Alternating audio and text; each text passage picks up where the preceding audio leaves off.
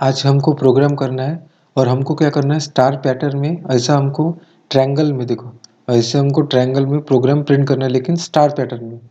ऐसे हमको star pattern में प्रिंट करना है कि ऐसा हमको लॉजिक लगाना पड़ेगा, ऐसा लॉजिक लगाना पड़ेगा कि कोई जो हम स्टार प्रिंट करेंगे तो वो ऐसे पैटर्न में आना चाहिए। अगर मैं आपको बोलूँ कि हमको स्टार प्रिंट करना है तो आप डायरेक्ट वो लॉजिक लगा दोगे कि येस आउट में क्या कर दोगे, ऐसे स्टार प्रिंट कर दोगे।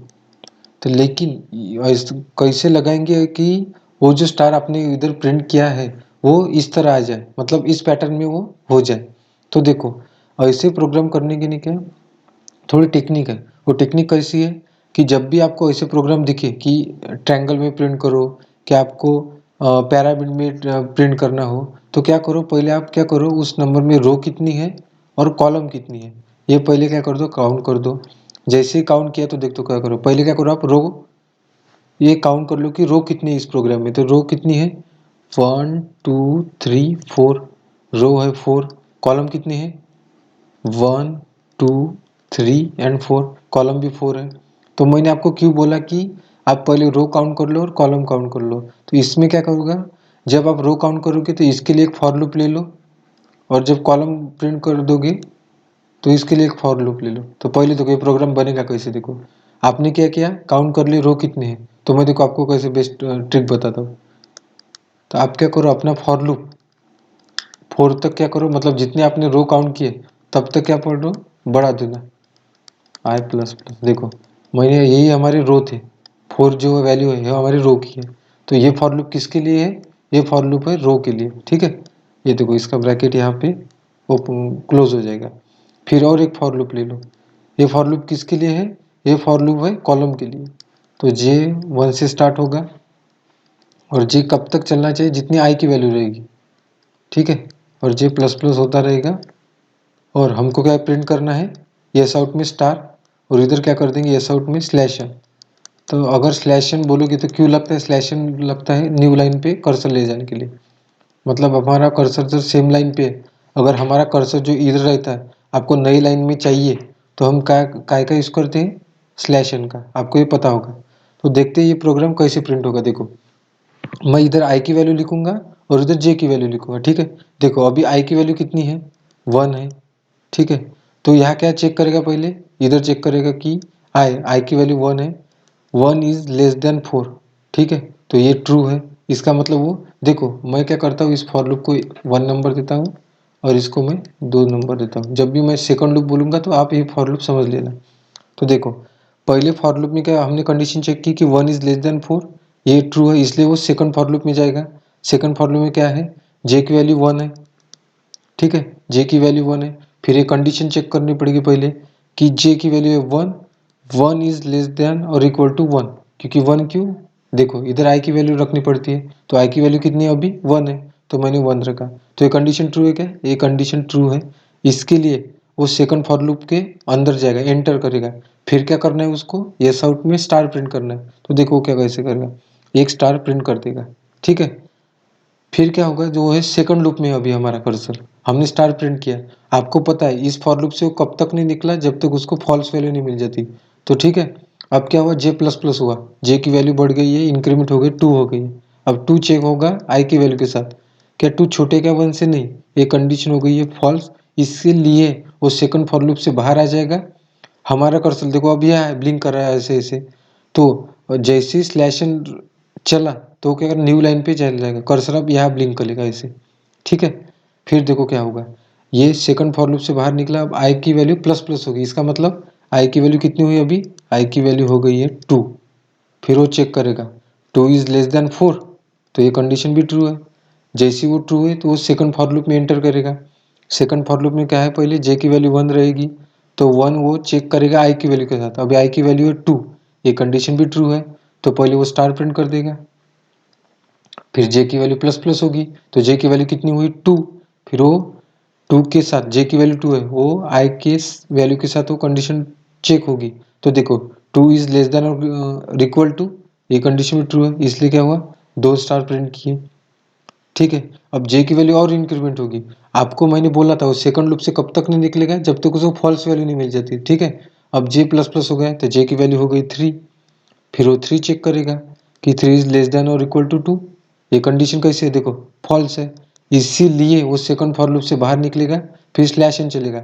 अभी हमारा कर्सर यहाँ ब्लिंक कर रहा है तो वो नीचे आ जाएगा, किसकी वजह से, वो स्लैश एन की वजह से, ठीक है। फिर देखो क्या होगा, आई प्लस प्लस होगा, आई की वैल्यू क्या हो जाएगी, 3 हो जाएगी। आई की वैल्यू 3 फिर चेक होगी 4 के साथ, 4 क्या है, हमारी रो की नंबर है, ठीक है, ये कंडीशन ट्रू है, इसलिए वो सेकंड लूप में जाएगा। फिर वैसे ही होगा, जे की वैल्यू 1 होगी, 1 कंपेयर होगा आई की वैल्यू के साथ, आई की वैल्यू 3 है, ये भी ट्रू है, इसलिए यहाँ प्रिंट होगी। फिर जे की वैल्यू 2 हो जाएगी, फिर 2 चेक होगी 3 के साथ, 3 है आई की वैल्यू, वो कंडीशन भी ट्रू है तो स्टार प्रिंट हो जाएगा। फिर जे की वैल्यू 3 हो जाएगी, 3 चेक होगी, अभी क्या है, 3 ट्रू वैल्यू है तो थर्ड स्टार प्रिंट होगा। फिर जे की वैल्यू हो जाएगी 4, तो 4 जब चेक होगा तो ये कंडीशन बन जाएगी फॉल्स, जैसी फॉल्स बनी तो इस फॉर लूप से बाहर निकलेगा। फिर आई की वैल्यू प्लस प्लस होगी, आई की वैल्यू बन गई अभी 4, तो 4 इज लेस देन और इक्वल टू 4, कंडीशन ट्रू है। फिर वो क्या होगा, जे की वैल्यू के साथ प्रिंट होगा, जे की वैल्यू के साथ 1 पहले है तो 1 कंपेयर होगा 4 के साथ, ये कंडीशन भी ट्रू है तो स्टार प्रिंट हो जाएगा। फिर 2 हो जाएगी जे की वैल्यू, वो 4 के साथ ये होगी तो सेकंड स्टार प्रिंट हो जाएगा। फिर जे की वैल्यू 3 हो जाएगी, वो 4 के साथ होगी तो स्टार प्रिंट हो जाएगा। फिर जे की वैल्यू फिर प्लस प्लस होगी, वो कब तक प्लस प्लस होती है, जब तक उसको फॉल्स नहीं मिल जाता, अभी तक फॉल्स मिला नहीं है तो 4 इज लेस देन और इक्वल टू, कंडीशन ट्रू है तो फॉर लूप आ गया, मतलब स्टार प्रिंट हो गया है। फिर जे की वैल्यू 5 होगी, अब वो कंडीशन फॉल्स है, इसीलिए वो सेकंड फॉर लूप से क्या होगा, बाहर निकलेगा। और अगर आप अपना प्रोग्राम देखेंगे तो हमारा प्रोग्राम आउटपुट जैसा देखो एक्सपेक्टेड था वैसे हमको दिख रहा है, ठीक है। फिर देखो क्या होगा, आई प्लस प्लस होगा, मैंने आपको बोला था फॉर लूप कब तक चलता है, जब तक उसको वैल्यू फॉल्स नहीं हो जाती। अब आई की वैल्यू कितनी बड़ी थी, 4 हो गई थी, अब क्या होगी, आई की वैल्यू हो गई है 5, ठीक है। पहले कहाँ चेक होता है, इधर चेक होता है, देखो अब आई की वैल्यू है 5, 5 इज लेस देन 4, आप ही बोलो ये कंडीशन फॉल्स है। देखो पहले ही कंडीशन फॉल्स मिल के तो सेकंड लूप में जाएगा क्या, नहीं जाएगा, यही हमारा एक्सपेक्टेड आउटपुट था, पहले स्टार 1 फिर 2 3, देखो ये हमारा आज का आउटपुट है। यही प्रोग्राम जैसे मैंने आपको लाइन बाय लाइन समझा है, मैं क्या करता हूँ इंट्रीज आईडी में आपको रन करके बताऊंगा, फिर देखेंगे कि जो मैंने आपको लॉजिक बताया है वही लॉजिक लगा के आप भी वो प्रोग्राम कर सकते हैं क्या, नहीं कर सकते, अरे इंटेलिज आइडिया में। और आप क्या करेंगे, वही प्रोग्राम हम करके देखेंगे, ठीक है। मैंने आपको क्या बोला था, पहले आप फॉर लूप ले लीजिए रो के लिए, पहले क्या करो आप रो काउंट करो, मैंने काउंट किए थे, आपके सामने ही किए थे, ठीक है। फिर आप सेकंड फॉर लूप ले लो, वो किसके लिए है, वो कॉलम के लिए होता है। और ये कंडीशन क्यों ली थी हमने, कि जितनी बार आई की वैल्यू की उतनी बार ही हमारा जे लूप फिरना चाहिए, ठीक है। फिर क्या किया था, यस आउट में इधर क्या करो आप स्लैशन मत लो, जैसे आपने स्लैशन लिया तो क्या होगा, वो उसी लाइन पे प्रिंट हो जाएगी, वो दूसरी लाइन में नहीं जाएगी। और आप उधर से वो स्लैशन निकाल दो, क्योंकि स्लैशन अगर लिया तो स्टार नीचे लाइन में चले जाएंगे, हमको क्या सेम लाइन में चाहिए। और मैंने इधर पेस ऐसे दिए कि थोड़ा एडजस्टमेंट के लिए, ठीक है। फिर जैसे मैं इस फॉर लूप से बाहर आऊँगा तो आपको पता है इधर क्या बोला था मैंने आपको, स्लैशन। लेकिन आप जावा में क्या है, आपको स्लैशिंग देने की ज़रूरत नहीं पड़ती, क्योंकि वो ऑटोमेटिक आ जाता है। उससे क्या होता है वो कर्सर नीचे लाइन में, मतलब वो क्या करता है, न्यू लाइन में हमारा कर्सर ले जाता है। इसलिए मैंने इधर से स्लैशन हटाया, क्योंकि प्रत्येक बार वो नई लाइन पे जाएगा तो वो सेम लाइन में दिखेगा नहीं है, ठीक है। ये प्रोग्राम मैंने आपको स्टेप बाय स्टेप समझा के दिया है।